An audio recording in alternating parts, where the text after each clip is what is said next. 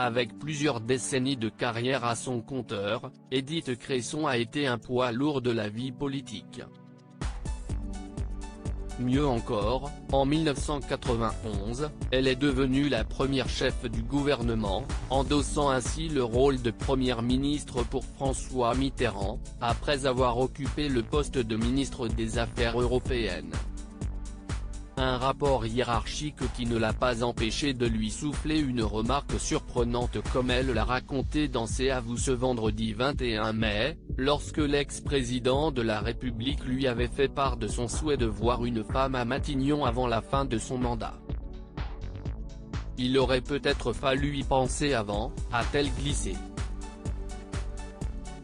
Elle ajoute, j'ai fini par accepter parce qu'il a beaucoup insisté. Mais la pire période est venue rapidement troubler ses fonctions.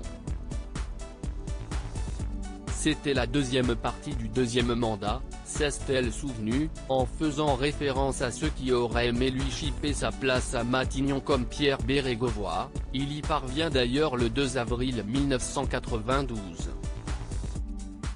Édith Cresson a ensuite voulu mettre les choses au clair dans ses aveux. Pointée du doigt comme la bête noire au sein du gouvernement, elle n'aurait finalement pas souffert de cette impopularité. Elle a claqué la porte en souhaitant se tourner vers d'autres projets. J'en avais assez, a-t-elle simplement précisé.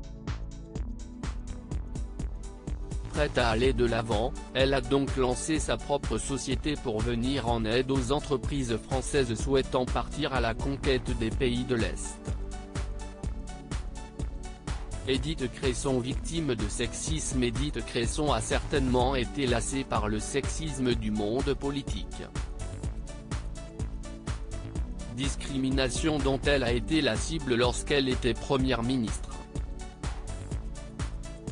De 1981 à 1983, lorsqu'elle était ministre de l'Agriculture, elle a eu droit à un camouflet de taille.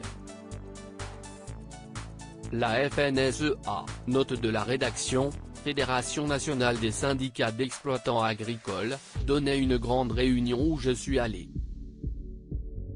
Il y avait une banderole installée d'un bout à l'autre de la salle où il était écrit Édith, on t'espère meilleur au lit qu'au ministère, s'est-elle remémorée dans ses aveux.